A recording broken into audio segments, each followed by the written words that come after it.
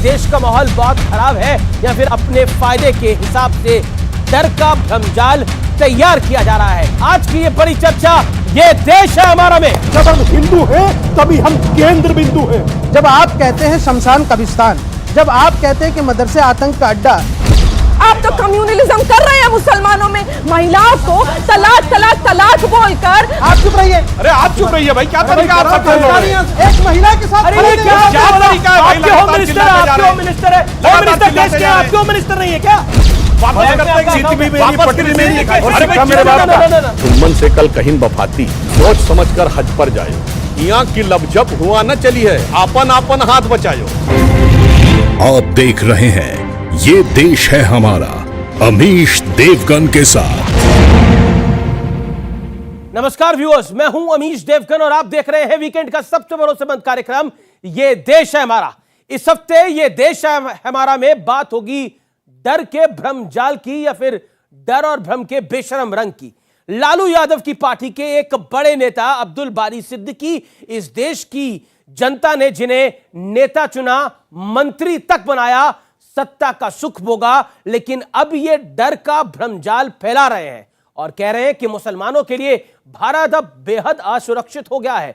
इसलिए मैंने अपने बच्चों से अब कह दिया है, ये वो कह रहे हैं कि विदेश में नौकरी करो, वहीं के नागरिक बन जाओ। लेकिन मुद्दा सिर्फ अब्दुल बारी सिद्दीकी का नहीं है। योगी सरकार ने मदरसों को मॉडर्न बनाने का फैसला किया तो कुछ नेताओं को यह भी बेहद चुभ गया। ओवैसी की पार्टी कह रही है कि बीजेपी की सरकार टोपी और दाढ़ी वालों को लगातार टारगेट कर रही है। आखिर बच्चों की पढ़ाई में टोपी और दाढ़ी का मुद्दा कहां से आ गया? उधर मध्य प्रदेश के कुछ मदरसों में बच्चों को आपत्तिजनक किताबें पढ़ाने का मुद्दा सामने आ गया, जिसके बाद शिवराज सरकार ने कहा कि मदरसों के सिलेबस की अब जांच होगी। तो इस पर भी पॉलिटिक्स शुरू हो गई और राहुल गांधी तो बार बार ये कह रहे हैं, मैं नफरत वाले माहौल में मोहब्बत की दुकान खोल रहा हूं। सवाल है, क्या वाकई देश का माहौल बहुत खराब है या फिर अपने फायदे के हिसाब से डर का भ्रमजाल तैयार किया जा रहा है? इसे मुद्दे पर होगी जनता जनार्दन के बीच से आज की ये बड़ी चर्चा,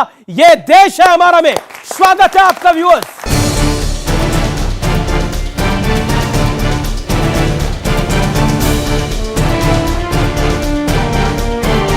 जो देश का माहौल है, अब आप कहिएगा भाई आप तो खुद हो या।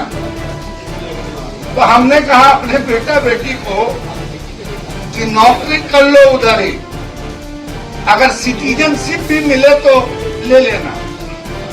अब इंडिया में माहौल नहीं रह गया, तुम लोग झेल पाओगे या नहीं झेल पाओगे। ये लालू यादव के बेहद करीबी और आरजेडी के बड़े नेता अब्दुल बारी सिद्दीकी, जनता ने इन्हें नेता बनाया, मंत्री बनाया, लेकिन अब ये अपने ही देश को कोस रहे हैं। इनके बयान पर अलग अलग प्रतिक्रिया भी आई है। जीना यहाँ मरना यहाँ, इसके सिवा जाना कहाँ। तू भी यहाँ मैं भी यहाँ, हमने रहना है भी यहाँ। राहुल गांधी भी लगातार कह रहे हैं कि देश में नफरत का माहौल है, इसलिए मैं मोहब्बत की दुकान खोल रहा हूं। आपकी नफरत के बाजार में हम मोहब्बत की दुकान खोल रहे हैं। ये वाकई डर है, यह डर का भ्रमजाल फैलाया जा रहा है, क्योंकि मुद्दा सिर्फ एक बयान का नहीं है। योगी सरकार ने मदरसों के मेकओवर के लिए कुछ बड़े फैसले, जिनमें शुक्रवार की जगह रविवार को छुट्टी, मदरसे में छात्रों के लिए ड्रेस कोड, मौलाना के बजाय ट्रेन टीचर रखने जैसे प्रस्ताव शामिल हैं। लेकिन मदरसों को मॉडर्न बनाने का भी विरोध शुरू हो गया। भारतीय जनता पार्टी केवल दाढ़ी और टोपी को टारगेट कर रही है और दाढ़ी टोपी को जब तक आप टारगेट करते रहेंगे तब तक भारतीय जनता पार्टी को ये लग रहा है कि देश में वो बने रहेंगे। इस बीच बरेली के सरकारी स्कूल में हुई मेरे अल्लाह वाली प्रार्थना का मुद्दा भी सामने आया।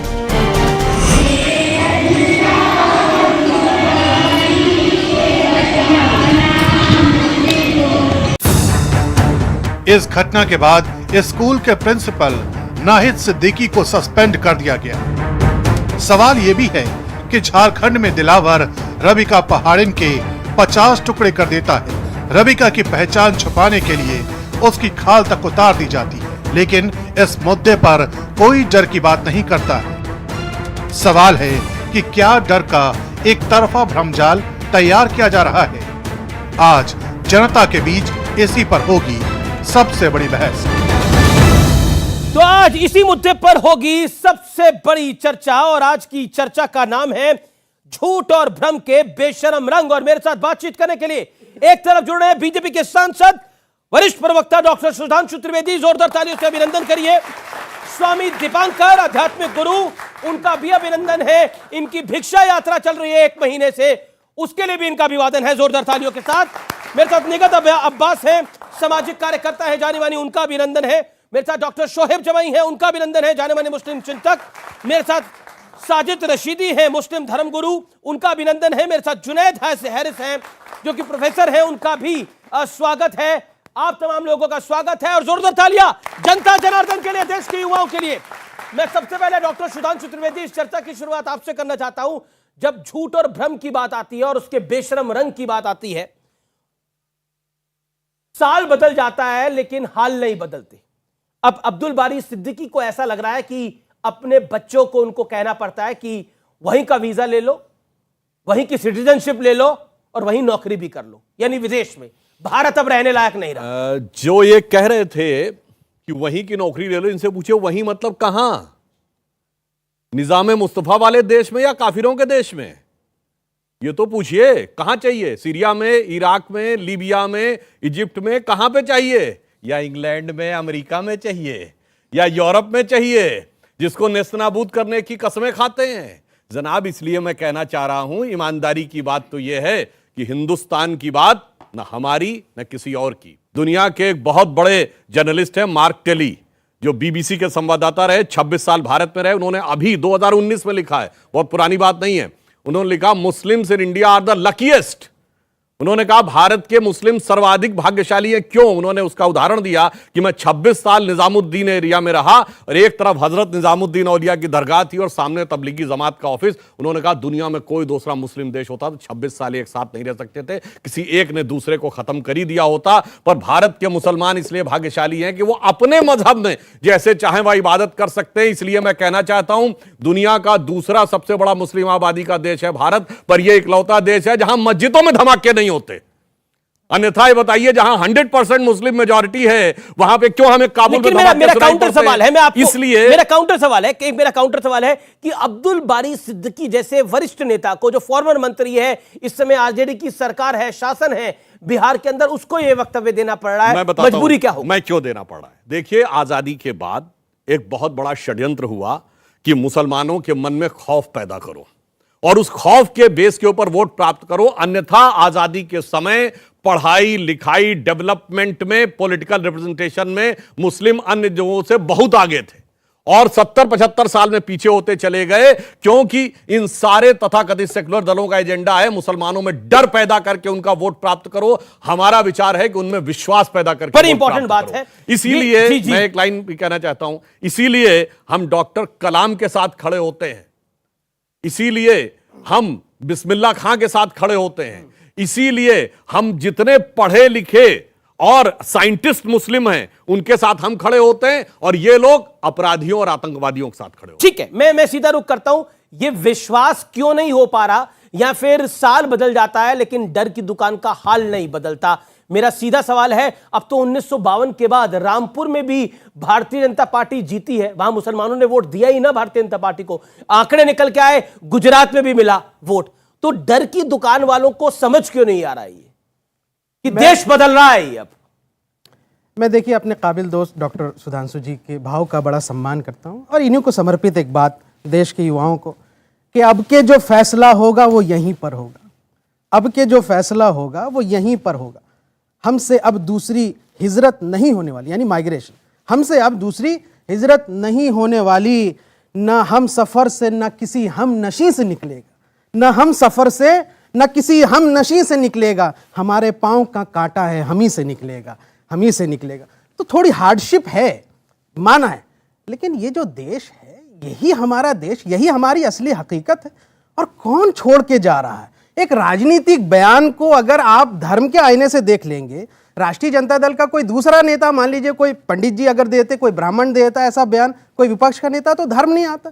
तो एक धर्म को, अब देखिए, मुझे स्पेसिफाई करा कि अब ये हम लोगों के लिए रहने लायक नहीं बचा है। हम लोग में विपक्ष भी आ सकता है। बहुत सारे विपक्ष के नेताओं को धमकियां दी गई, उनके बाल बच्चों को, मुझे भी धमकी दी जाती है सोशल मीडिया पे कि ये कर देंगे फैमिली परिवार पे।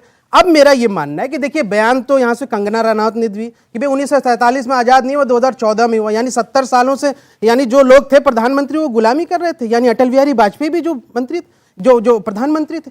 अब आप इस तरह का बयानबाजी देते हैं, लेकिन एक चिंता जो मैं दूसरी बात इस पे रख रहा हूं कि चिंता एक है, जिस तरीके से बेरोजगारी दर बढ़ी है, और स्टैनली ग्लोबल की एक रिपोर्ट है, इसको पढ़िएगा। अब्दुल बारी सिद्दीकी को बेरोजगारी का डर सता रहा था और तभी उन्होंने बच्चों को विदेश भेज मैंने दिया। कहा कमाल क्या लॉजिक दे रहे हैं आप भी जनाब। इस दिशा पे एक थोड़ा युवाओं को सोचने का मौका दीजिए। युवा है, मैं 30 सेकंड में अपनी बात खत्म। अरे युवा सोच रहे हैं कि भारत सरकार ने खुद लोकसभा में यह कहा कि पिछले 7 सालों में 8.5 लाख भारतीयों ने भारत की नागरिकता त्याग दी, सिटीजनशिप त्याग दी, और पिछले 3 सालों में यहां से लगभग 5 लाख, सिर्फ 2021 में 1.5 लाख। और स्टैनली ग्लोबल की रिपोर्ट कहती है कि 8,000 करोड़पति अरबपति भारतीयों ने नागरिकता।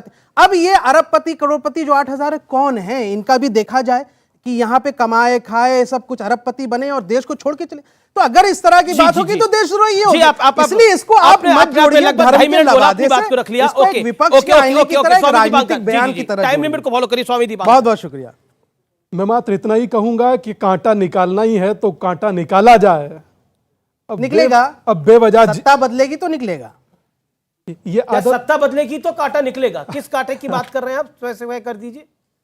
देखिए, एक घुटन तो है कि भाई विपक्ष का जो स्पेस है, जो जनता को, विपक्ष की आड़ में मत असली मुद्दे को छुपाइए। आप जो भी अगर सत्ता के साथ नहीं है, उसके साथ परेशानी है। कुछ नहीं, किंवदंतियां हैं, दादा बोलते रहेंगे बीच बीच में। सरकार सबका अपना अपना टर्म है, बोलिए। पर मैं कहूंगा कि कांटा निकालना ही है तो कांटा निकाला जाए, बेवजह जहर ना फैलाया जाए, जिसकी आदत हर व्यक्ति को तकरीबन मैं देखता हूं। मुझे लगता है ये विचार कि भारत में अब खतरा है, ये विचार भारत के लिए खतरा है। बहुत बढ़िया, आप समझ रहे हैं? भारत में अब आपको खतरा है, ये विचार भारत के लिए खतरा है। और अमीश भाई, क्यों मुझे इस भिक्षा यात्रा को करने की आवश्यकता पड़ी? जो जातियों में खंडित सनातन है। अच्छा, एक रोचक बात अगर आप आज्ञा दे तो मैं कह दूं। 30 सेकंड बोलिए। सुधांशु भाई, इसमें भिक्षा दाल चीनी चावल आटा की नहीं है। इसमें भिक्षा है जो जातियों में बटा सनातन है वो एक हो, और मुझे वो भिक्षा चाहिए। मुझे यह भिक्षा नहीं चाहिए कि आप 70 साल से ठाकुर हैं, गुजर हैं, यादव हैं, बनिया हैं, ब्राह्मण हैं। नहीं, हिंदू मतलब हिंदू, बात खत्म। यह भिक्षा होती है। और मुझे लगता है जब आप एक होते हैं तो आपके एक होने का विचार सामने के लिए खतरा हो जाता है, वरना आप बेवजह एक खतरे के माहौल से जीते हैं। आप सोचिए ना कि उपेक्षित कौन होता रहा। लेकिन अभी तो खतरा अब्दुल बारी सिद्दीकी को लग रहा है ना। उपेक्षित होता कौन रहा अमीश भाई? कभी अपने दिल पर हाथ रखकर सोचिए। ए से लेकर जेड तक अपमानित हो हम, हमारे देवता, हमारे आराध्य, हमारे पूर्वज। और छोड़िए, जो झारखंड में शिखर जी हैं, जो महावीर के अनुयायी हैं, उसे पर्यटक स्थल में डाल दिया। क्या मेरा धर्म स्थल पर्यटक स्थल हो सकता है? और मैं एक बात कहूंगा, मेरी तो आदत है और मुझे लगता है कि मुझे बोलना चाहिए। मैं आपसे एक प्रश्न पूछता हूं और आपको संबोधित करते हुए पूछता हूं। आप सब में अलग अलग नाम होंगे, अलग अलग कास्ट होंगी। क्या आप लोग नहीं चाहते कि एक हिंदू होकर रहे? चाहते हैं या नहीं? कम से कम इसमें तो बोलिए, चाहते हैं या नहीं? तो एक तो भिक्षा, बात हो गई। एक, अरे भाई साहब, सनातन होकर रहना क्या? बोला कि मैं बोलूं कि मुसलमान एक साथ हो जाएं, इकट्ठे हो जाएं, क्या ऐसे चलता है? भाई मैं जातियों को आदिवासी समाज, आपको ऑब्जेक्शन क्या है? ऑब्जेक्शन क्या है? ये एक सांप्रदायिक बात है। आप किस बात का इकट्ठा? सांप्रदायिक कैसे शोएब बाबू? किस बात का इकट्ठा? यहाँ देश विभिन्न संप्रदाय, जातियों में विभिन्न विचारधाराओं में बटा है।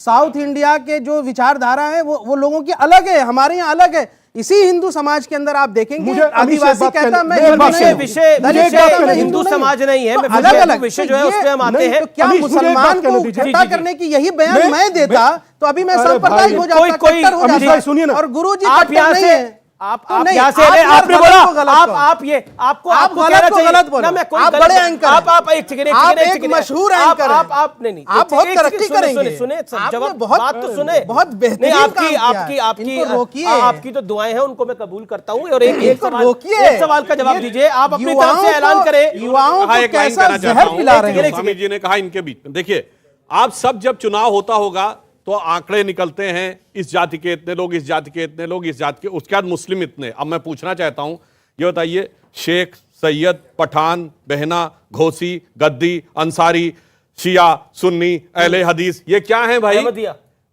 आपके यहां भी तो हैं और आप इसी के बेस के ऊपर रिजर्वेशन तक मांगते हैं। तो हम और मजे की बात यह है, हिंदू समाज को जातियों में बांट दो तो बात- सामाजिक न्याय है, हमने बात और अगर एक कर दो तो सांप्रदायिकता है। ये सामने आ सांप्रदायिकता गया, है। हमारे जातियों में यहाँ है- बांटो तो सामाजिक न्याय है और हमारे एक कर दो यहाँ तो है, तो सांप्रदायिकता किसी को है। मस्जिद से मगर निकालते अपने यहां सबको एक रखो तो वो सेकुलरिज्म है। रशीदी साहब, और मेरा बड़ा मूल सवाल है, क्या आपको लगता है जो राहुल गांधी कह रहे हैं कि नफरत के बाजार में हम मोहब्बत की दुकान खोल रहे हैं, राहुल गांधी का यह वर्जन है। अब्दुल सिद्दीकी कहते हैं कि डर का माहौल है। लेकिन अगर उत्तर प्रदेश में मदरसों की मॉडर्नाइजेशन की भी चर्चा होती है, मॉडर्नाइजेशन की मतलब उसको और डेवलप करने की, बच्चे अच्छी शिक्षा दीक्षा वहां पे प्राप्त करें, उसमें भी धर्म बीच में आ जाता है। उसमें भी कहा जाता है कि ये दाढ़ी और टोपी देख के फैसला लेते हैं। ऐसा क्यों हो रहा है? देखिए, आपने शुरू में कहा कि ये धार्मिक एंगल से बात कही जाती है और उसका धर्म से जोड़कर जो है उसको देखना ये गलत है। सुधांशु भाई ने एक बात बहुत अच्छी कही। अब्दुल बारी सिद्दीकी जो हैं एक बड़े नेता हैं, मंत्री रहे, अच्छा पैसा भी कमाया होगा, जाहिर बात है। बच्चे इनके बाहर पढ़ रहे हैं। जाहिर है, नहीं, नहीं। जाहिर है कि मंत्री रहे तो अच्छा वैसा अरे कमाया भाई, होगा। इसमें कोई शक ये है? सोच का अंतर अच्छा, होता है इसमें साहब। कोई शक है?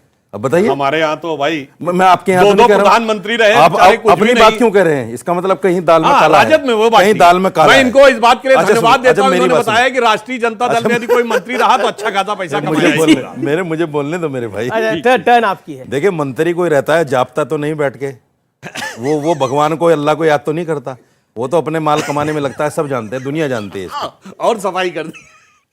अरे मतलब मुझे बोलने नहीं दे रहे हो आप? नहीं, मैं आपका सुधांशु भाई, आप समर्थन मुझे कर रहा बोलने नहीं दे अरे रहे हो। आज सच बोलने के मूड में है रशीदी साहब, तालियां बजा दो भाई। आज सच बोल रहे हैं कई बार, और बोलने दिया था। आप मुझे सुनना नहीं चाहते सुधांशु आज भाई? इनकी जबान में लियाकत है। नहीं, आप मुझे सुनना नहीं चाह रहे हैं आज। आप क्या चक्कर भाजपा है? के लिए भी है। देखिए, मैं एक बात कहना चाहता हूं, ये सब सियासी बयान है, इनको अन्यथा नहीं लेना चाहिए। जब आप लोग टीवी वाले इनको लेकर डिबेट करते हैं ना, तो इनमें कहीं ना कहीं हमारे लोगों में, हिंदू मुसलमान सब में एक बात जाती है कि ये नफरत की बात इन्होंने जानबूझकर कही है। मैं ये कहना चाहता हूं, इन्होंने असल में कहना तो ये था कि भाई यूरोप में बच्चे पढ़ रहे हैं, भाई वहीं की सिटीजनशिप ले लो, अच्छी बात है। यूरोप में पढ़ रहे हैं और हर आदमी चाहता जानकारी है, नहीं। सुनिए, हर आदमी चाहता है, सब चाहते हैं कि यूरोप में चले जाएं बच्चे हमारे और तरक्की करें। हर आदमी चाहता है। इन्होंने यहाँ सिर्फ- पर अरे यहाँ पर सुनो आप लोग यार। चाहते हो भाई देश के युवा? अरे यार सुनो, चाहेंगे। और आप एक चीज बताइए, अगर मदरसों में कहा गया मॉडर्नाइजेशन हो तो होना चाहिए। आप ये बताइए कि मुस्लिम्स क्या मिशनरी स्कूल में नहीं जाते हैं? तो जाते फिर हैं। हाँ जाते हैं ना, तो फिर ऐसा क्यों? मेरी बात ये पूरी क्यों नहीं बताइए। होने दे जी, रहे हो जी, अमीश? आप ही की बात पूरी अमीश, होगी। मेरी बात पूरी क्यों नहीं होने दे रहे अच्छा, बोलिए बोलिए, और एक मिनट बोलिए हो? आप। नहीं, गलत बात है, मैंने पूरा गलत बात है। देखो, सबको बोलने ने तो फिर ले लो सवाल। जी जी जी। मैं सिर्फ ये कहना चाहता हूं, उन्होंने एक बात साथ में जोड़ दी कि साहब ये देश रहने काबिल नहीं रहा, और उसी ने उनकी उस सारी बात को ढक लिया। उस पर कोई नहीं जा रहा कि इनके बच्चे कहां पढ़ रहे हैं, कितना पैसा लग रहा होगा, उस पर कोई नहीं देख रहा है। बस इस बात पे आ गए कि साहब ये देश में नफरत है। मैं सिर्फ ये कहना चाहता हूं, देश में अगर नफरत भी है, मेरे घर में अगर मेरे भाई के साथ मेरी नहीं बन रही है, नफरत है, मनमुटाव है, झगड़े हो रहे हैं, तो इसका मतलब ये थोड़ा मैं अपना घर छोड़ के चला जाऊं। इसका मतलब ये नहीं बनता। इसका मतलब ये है कि घर में बैठो, भाई के साथ विचार विमर्श करो, उस झगड़े को सुलझाओ। यही मामला देश का है।